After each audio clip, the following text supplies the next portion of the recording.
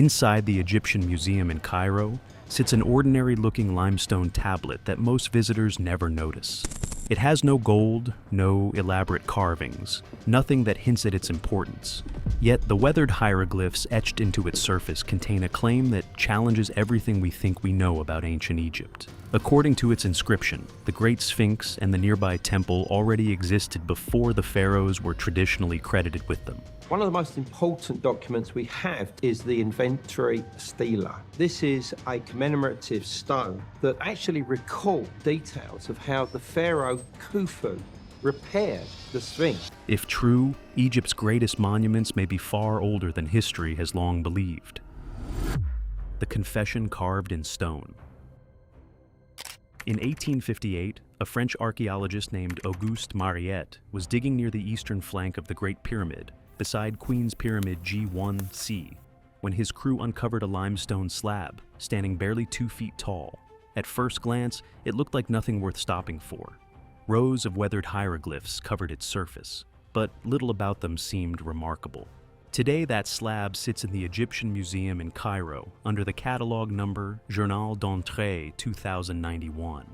And almost nobody who walks past its display case stops to read the label. Most visitors have no idea they are looking at one of the most debated inscriptions ever discovered at Giza, because carved into that stone is a statement that, if taken at face value, challenges centuries of assumptions about who deserves credit for the Giza plateau. The piece is known as the inventory stela, or the stela of Khufu's daughter. Most of its inscription is exactly what the name suggests. A straightforward inventory listing 22 divine statues that once stood inside a temple dedicated to the goddess Isis. Meanwhile, before the inventory begins, the text makes a far more provocative claim.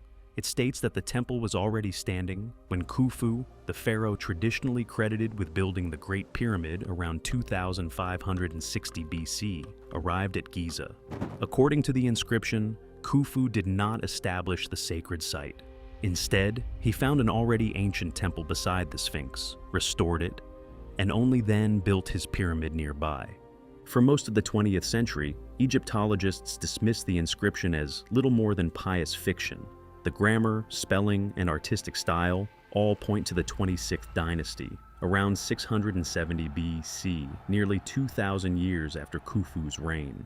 Titles found on the stone, including the description of Isis as Mistress of the Pyramid, do not appear anywhere in the written record until long after the pyramids were completed. The prevailing view became that priests from a much later temple had deliberately backdated its origins to associate their sanctuary with Khufu's prestige. Even so, the scholar who did the most to prove the stone was carved late had doubts about what it meant. Gaston Maspero, one of the founding figures of modern Egyptology, was the one who demonstrated that the stelae could not have been physically cut in Khufu's lifetime. And yet he also suggested that the words on it might be copies of a document that was genuinely much older. Recopying sacred texts onto new stones was routine practice in Egypt. A scribe in 670 BC could easily have been transcribing a story already ancient in his own time, much as a modern historian might publish a translation of a much older manuscript. The stone is late, but the claim inside it need not be. There is another detail that the pious forgery explanation has never fully addressed: the inventory. Stela does not simply make a unique claim, it gives a location. It places the Sphinx and its temple in relation to another structure identified as the House of Osiris, Lord of Rostal. This is not written as mythology or religious symbolism. It is presented like a geographical reference, and that is where the debate becomes much more interesting. An often overlooked fact is that later Egyptian tradition consistently treated the Giza Plateau as a place of inherited sanctity rather than a newly created sacred landscape. The best-known example is the Dream Stela of Thutmose IV, carved approximately 1,000 years after Khufu. Rather than claiming a recent ruler built the Sphinx, it describes the monument as already ancient, buried beneath drifting sand and awaiting discovery. Separated by centuries, both the inventory stela and the dream stela present the Sphinx as something rediscovered and restored rather than newly created. While neither inscription proves when the Sphinx was built, the consistency of that tradition is harder to dismiss as mere temple propaganda. Still, something else stands out about the inventory stela that rarely appears in shorter retellings. The inscription does not merely place Khufu beside an existing temple. It also describes him inspecting damage near the Sphinx and ordering repairs, including restoring a statue that had already deteriorated by the time of his reign. That is an unusually mundane detail for a text supposedly fabricated only to glorify a later temple. Documents invented to enhance prestige usually rely on sweeping claims rather than routine maintenance. The bureaucratic tone of the repair account reads more like an administrative record than a legend created from scratch, which is one reason some scholars remain cautious about dismissing the text outright. But one word from the inventory, Rostau, deserves special attention because that single name is about to shift this story from a debate over an ancient inscription to a search for what may still lie hidden beneath the Giza plateau. The mouth of the passages. Every translator who has written about Rostau has approached it in much the same way, as a religious concept. The word is commonly rendered as the Gate of the Dead, or simply the Necropolis, treating it as a symbolic name for the realm ruled by Osiris. In that reading, Rostau belongs to theology rather than geography, leaving little reason to look for a physical location. Surprisingly, not everyone agrees that the word should be understood so narrowly. Some researchers argue that when the hieroglyphs are examined apart from later religious tradition, Rostau can be read more literally as the mouth of the passages or the entrance to a network of corridors. Combined with the ordinary Egyptian word for a physical building or house, the title, House of Osiris, Lord of Rostau, begins to sound less like scripture and more like a reference to a real structure associated with an underground system. Whether that interpretation is correct remains debated, but it raises a question that archaeology cannot ignore.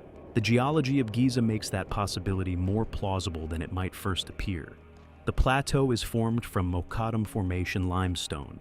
This rock dissolves unevenly over millions of years, producing natural fissures, cavities, and underground channels much like those found in limestone, karst landscapes around the world.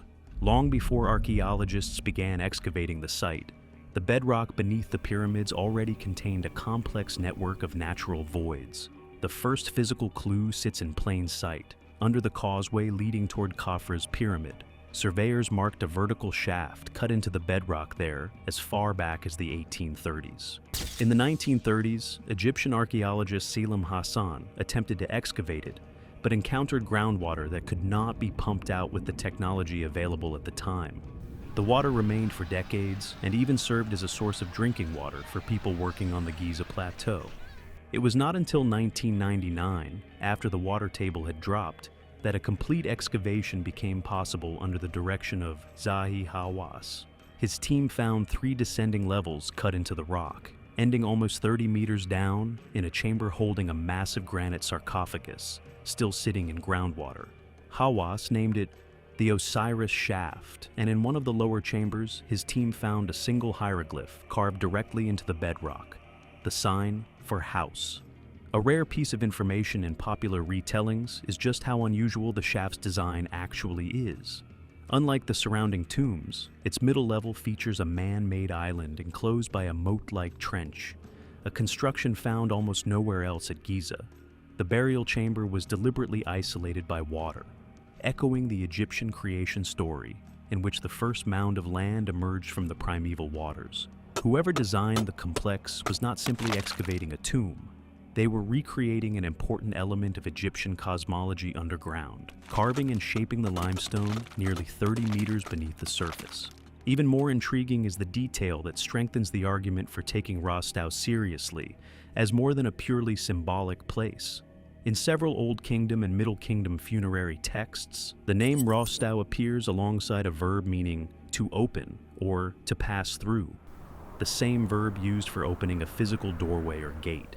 Egyptian religious texts often blur the line between literal places and symbolic ideas, making definitive interpretations difficult. Even so, this recurring linguistic pattern suggests that the conventional translation of Rostau as merely a poetic concept may not tell the whole story. Rostau may describe a mouth, but a mouth implies more than a single opening. And if one of those openings lies beneath the second pyramid, It would explain why a Scottish-Italian research team turned its instruments toward that exact location in 2025, setting off one of the most controversial debates in modern pyramid research. X-raying a mountain of stone. For more than a century, archaeologists believed they had mapped the Great Pyramid's interior. The accepted layout seemed complete: the King's Chamber, the Queen's Chamber, the subterranean chamber, and the Grand Gallery linking them together, 3 known chambers and a single monumental passage. As far as anyone knew, that was the entire story. No one could prove otherwise because no one had a way to see through millions of tons of solid limestone without tearing the monument apart.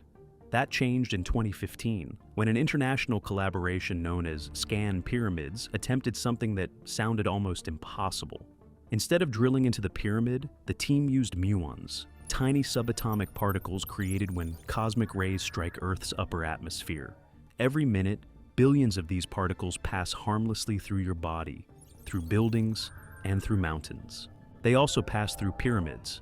Because muons lose energy as they travel through dense material, scientists can measure how many reach detectors that are placed inside and around a structure. If more muons arrive from a particular direction than expected, it usually means there is less stone in their path.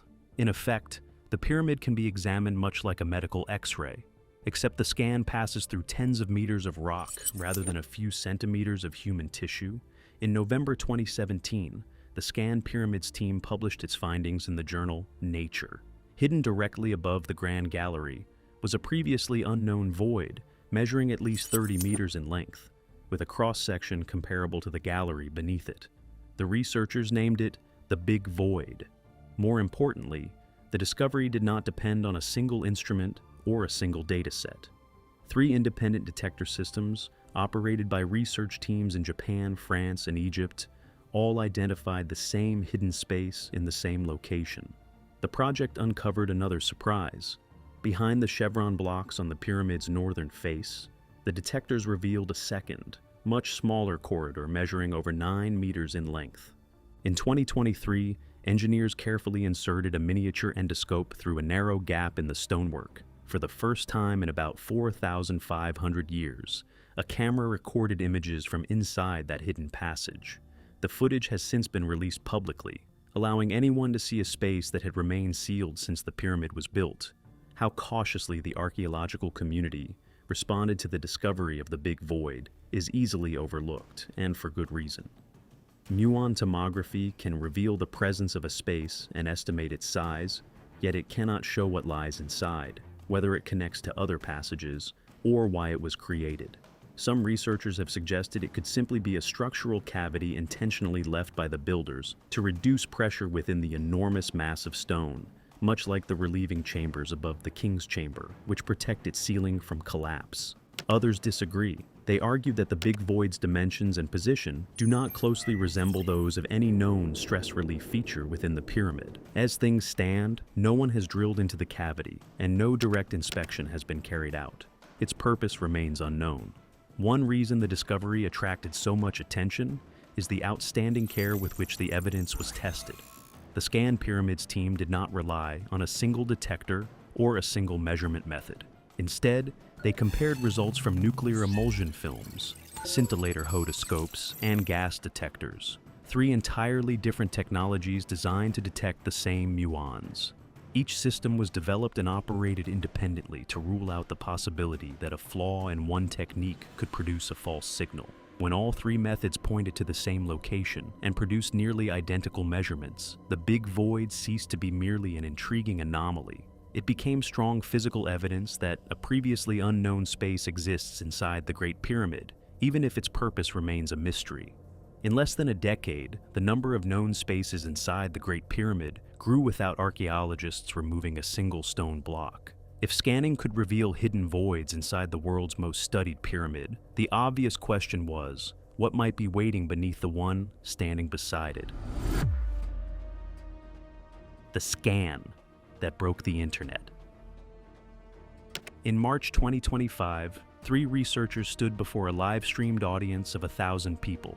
They unveiled one of the most extraordinary claims ever made about the Giza Plateau. Filippo Biondi of the University of Strathclyde, Corrado Malanga, formerly of the University of Pisa, and independent researcher Armando May announced that a technique they described as synthetic aperture radar tomography had allowed them to visualize what lay beneath Khafre's pyramid, the second largest pyramid at Giza. According to the team, satellite radar data, combined with software that analyzed tiny ground vibrations, had revealed structures no one had ever seen before. The details were quite specific. The analyst described 8 enormous vertical shafts, each surrounded by spiral formations, and descending almost 648 meters into the bedrock. Near the base of the pyramid, they proposed the existence of 5 nearly identical multi-level chamber complexes, connected by geometric passageways.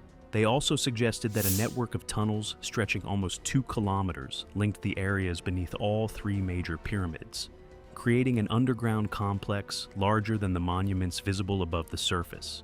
It is not difficult to understand why the announcement spread so quickly. To many people, the proposed tunnel network seemed to echo an ancient name already associated with the plateau, Rostau, interpreted by some scientists as the mouth of the passages. Whether or not that interpretation is correct, the idea that modern technology might finally be confirming an ancient description was compelling enough to dominate headlines and social media within days. Then came the response from the archaeological establishment. Zahi Hawass, the same archaeologist who directed the excavation of the Osiris shaft, rejected the announcement outright. He stated that the researchers had never received permission to conduct fieldwork beneath Khafre's pyramid and had not carried out any on-site investigations in Egypt. He also argued that their methodology had not undergone the level of independent scientific review required for claims of this magnitude. Because all excavation and testing at Giza require authorization from Egypt's Supreme Council of Antiquities, no investigation capable of confirming or disproving the existence of the proposed underground structures has yet been conducted. Radar specialists raised a different set of objections. Synthetic aperture radar is well established for measuring changes at or near Earth's surface. Still, no radar system has been demonstrated to produce detailed architectural images hundreds of meters beneath solid limestone. To several independent experts, the symmetrical renderings of shafts and chambers that circulated online appeared less like direct observations and more like visual interpretations built upon limited data. They also pointed out that the team's earlier peer-reviewed work, published in 2022, focused on identifying much smaller near-surface features around the Great Pyramid, a far more modest claim than an interconnected subterranean complex extending for kilometers beneath Giza. The episode also revealed how dramatically the flow of scientific information has changed. The scientists presented their findings to the public before publishing a peer-reviewed paper, meaning millions of people encountered the renderings and the headline claims before independent specialists had the opportunity to evaluate the methods or the calculations behind them. By the time technical rebuttals began appearing weeks later, the original announcement had already spread across dozens of languages and reached an audience far larger than any subsequent criticism. At Giza, the race between bold discoveries and careful scientific scrutiny now unfolds in full view of the public. That leaves the 2025 radar study in a familiar position. It has been announced and challenged, yet remains unverified.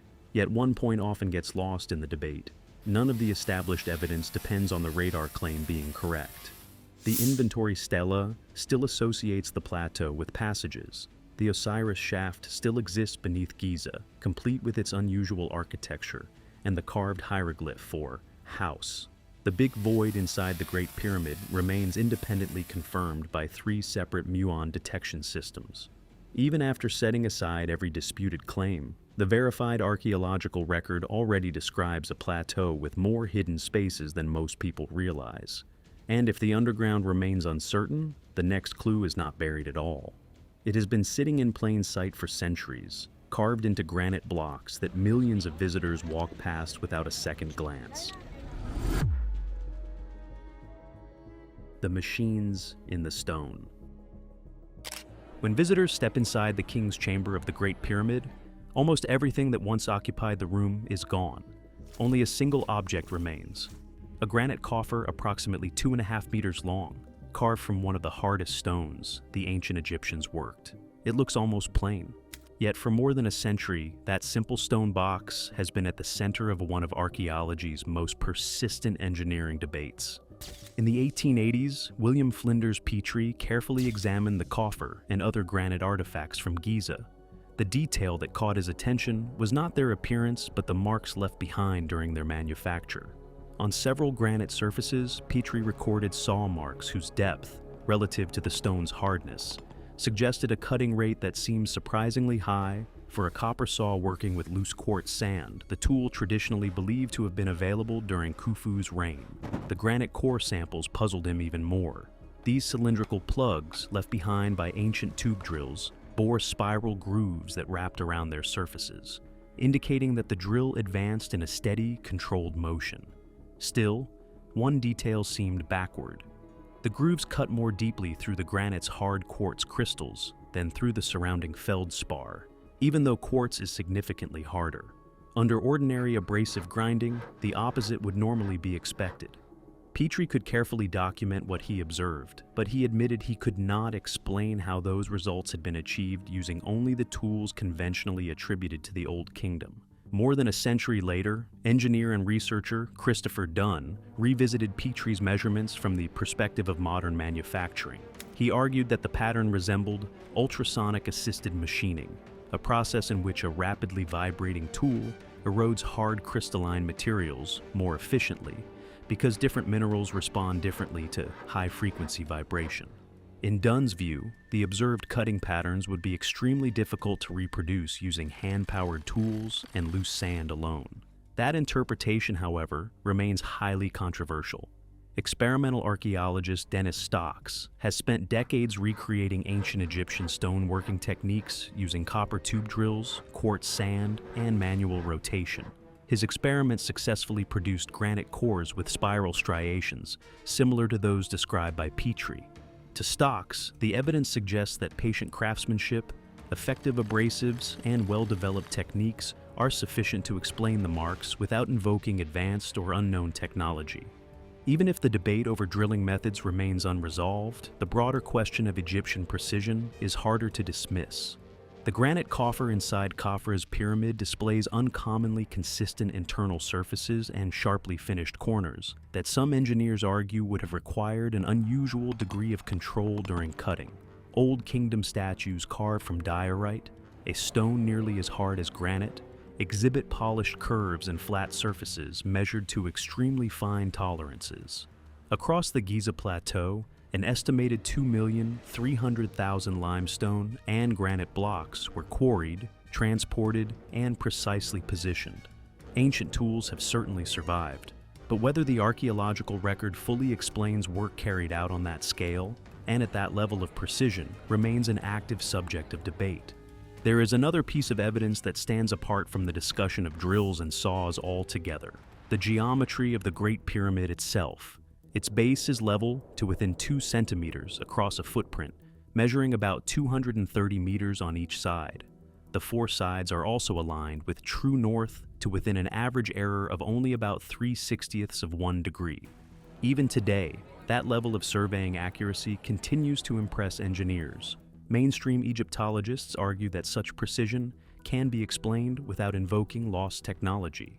Careful observations of the stars, systematic measurements of shadows, water-filled leveling trenches, and a disciplined workforce working over many years could plausibly account for the pyramid's extraordinary accuracy. Even so, the discussion has never disappeared. The more precisely the monument is measured, the more attention its unusable workmanship continues to attract. The debate over the tools may never be settled by theory alone. If there's another piece of evidence waiting to tip the balance, it won't come from speculation. It will come from the stones themselves. The rain that should not have fallen. Every mystery so far has centered on what might be hidden beneath Giza. This one is different. The evidence isn't buried underground or locked inside a chamber, but has been sitting in plain sight all along, carved into the limestone itself. Looking closely at the enclosure surrounding the Great Sphinx, the trench carved directly into the bedrock when the monument was created. The walls of that enclosure do not resemble the erosion seen on most Old Kingdom structures at Giza. Wind-driven sand typically leaves behind sharp edges, horizontal grooves, and an angular scoured surface after thousands of years in the desert. The walls around the Sphinx tell a different story. They are marked by deep vertical fissures and rounded, undulating profiles that, according to geologist Robert M. Schoch of Boston University, are more consistent with prolonged rainfall flowing down the rock face than with erosion caused primarily by wind and sand. When researcher John Anthony West invited Schoch to examine the monument in 1990, the geologist expected his observations to support the conventional chronology. Instead, the weathering patterns led him in the opposite direction. Schoch concluded that the erosion appeared to require a climate far wetter than anything Egypt has experienced since about 5000 BC. Based on that interpretation, he proposed that the earliest phase of the Sphinx could date to between 9000 and 7000 BC, while some of his earlier estimates suggested an even greater age. One detail he considered especially significant was the distribution of the erosion itself. The most severe weathering occurs near the top of the enclosure walls, rather than at their base. If the damage had been caused by flooding from the Nile, he argued, the opposite pattern would be expected. Mainstream Egyptologists have consistently challenged that conclusion. Zahi Hawass and others argue that the weathering can be explained by the variable quality of Giza's limestone, combined with more recent rainfall and long-term environmental processes acting on the exposed rock. They also point out that no archaeological evidence, whether tools, pottery, settlements, or human remains, places a civilization at Giza anywhere near the dates proposed by Schoch. Meanwhile, geologist K. Lal Ghauri and other researchers have suggested that groundwater rising through the porous limestone, followed by repeated cycles of salt crystallization, could produce similar patterns without requiring thousands of years of heavy rainfall. The debate became so difficult to dismiss, though not because everyone accepted Schoch's conclusion. They do not. It is that the discussion has never centered on whether he conducted legitimate geological observations. Instead, it is focused on how those observations should be interpreted. Schoch is a trained geologist applying established methods to a well-known monument. His critics generally dispute his explanation rather than the measurements themselves. More than 3 decades after the debate began, no single interpretation has convinced everyone studying the evidence. Then appeared a second piece of the puzzle, on which both sides broadly agreed. During the early Holocene, North Africa experienced a dramatically wetter climate known as the African Humid Period. Between 10,000 and 5,000 BC, large parts of what is now the Sahara supported lakes, rivers, grasslands, and abundant wildlife. The existence of that wetter climate is not controversial. The disagreement begins only when the conversation turns to the Sphinx itself. Was the monument already standing when those rains were falling, or did it come to be thousands of years later, during Egypt's dynastic age? The stone preserves the weathering. Modern science can measure it. However, it cannot yet assign it a universally accepted date. And if the Sphinx really does prove older than Khufu, even by centuries rather than millennia, then one ancient inscription suddenly becomes much harder to dismiss. A planet full of orphaned monuments. If Giza stood alone, all of this would be a single, isolated mystery, but it is not alone. Across the ancient world stand monuments that share a very similar story. They are enormous, technically impressive, or unexpectedly old. And the civilizations that later occupied them often spoke of them not as creations of their own age, but as inheritances from a much older past. At Baalbek, the Roman temple complex rests on a platform containing 3 limestone blocks, each weighing an estimated 800 tons. Nearby lies an even larger unfinished block, known as the Stone of the Pregnant Woman, still half attached to the quarry where it was abandoned after extraction began. The Romans built one of antiquity's greatest temple complexes atop this foundation, yet no surviving Roman inscription claims responsibility for quarrying or setting its largest stones. Thousands of kilometers away, Göbekli Tepe forced archaeologists to rethink the origins of monumental architecture.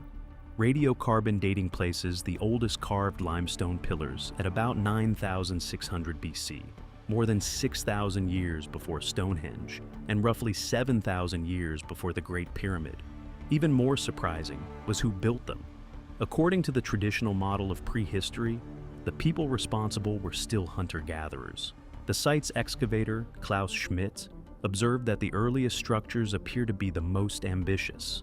In contrast, later ones become smaller and less refined, suggesting a tradition that may have been preserved and repeated rather than steadily invented. In Gunung Padang, another controversy unfolded. Led by geologist Danny Hillman Natawijaja, investigators spent more than a decade drilling cores beneath what had long been regarded as a natural hill crowned by megalithic stones. Ground-penetrating radar, seismic tomography, and radiocarbon dating led the team to propose that some buried layers could be more than 16,000 years old. The claim was so uncommon that it was immediately challenged by archaeologists who argued the deepest formations were natural volcanic deposits rather than human construction. The paper was later retracted in 2024, leaving the question unresolved rather than settled. Even the timelines invite comparison. The proposed ages for Göbekli Tepe and the disputed dates suggested for Gunung Padang both fall near the end of the last ice age, around the climatic transition known as the Younger Dryas. Some scholars have argued that a fragmented comet impact triggered this dramatic cooling period, an idea known as the Younger Dryas impact hypothesis. Most geologists reject that explanation, pointing instead to terrestrial climatic processes. Yet the hypothesis persists because it offers one possible explanation for why flood traditions, abrupt environmental change, and some of humanity's oldest monumental sites seem to converge within the same broad chapter of prehistory. None of these places proves the existence of a single lost civilization. Baalbek may reflect engineering capabilities we have underestimated. Göbekli Tepe may demonstrate that complex organization emerged long before agriculture became widespread, and Gunung Padang remains the subject of an active scientific dispute. Taken individually, each site has plausible explanations. Taken together, they reveal something harder to ignore. Again and again, across different continents and different cultures, we encounter societies building upon places they regarded as older than themselves, preserving traditions whose beginnings had already faded beyond living memory. Perhaps there was no forgotten civilization waiting to be rediscovered. Perhaps there were many. Or perhaps human history is simply older, more fragmented, and less linear than the stories we have grown comfortable telling. Whatever the answer, the pattern deserves to be investigated rather than dismissed. The limestone slab in Cairo still sits behind its glass. The Osiris shaft still descends into the bedrock beneath Giza. The big void still lies hidden above the Grand Gallery, exactly where muons revealed it. The weathering on the Sphinx still challenges geologists to explain it. None of those facts, on their own, rewrites history. Despite this, together they remind us of something archaeology has taught time and again. Every accepted history is only the best explanation the evidence allows today. The pyramids have stood for more than 4,000 years, patiently outlasting every theory built around them. Whether they are the final chapter of an ancient civilization or the surviving introduction to one we have yet to understand remains an open question. And until that question is answered, Giza will continue to keep one of history's oldest secrets. Thanks for watching. Now check out the videos popping up on screen for more unbelievable stories.